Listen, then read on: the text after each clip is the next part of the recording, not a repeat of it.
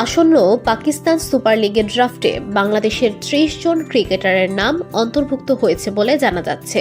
৮ April থেকে শুরু হতে যাওয়া এই প্রতিযোগিতার ড্রাফট অনুষ্ঠিত হবে আগামী ১১ জানুয়ারি।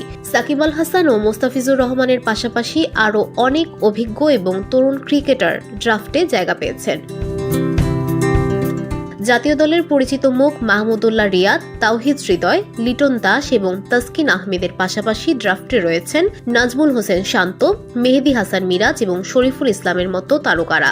তরুণ প্রতিভাবান খেলোয়াড়দের মধ্যে তানজিম হাসান সাকিব, রিশাদ হোসেন এবং নাহিদ রানার নাম উল্লেখযোগ্য। এবারের ড্রাফটে বাংলাদেশের বেশ কিছু ঘরোয়া ক্রিকেটারও জায়গা পেয়েছেন।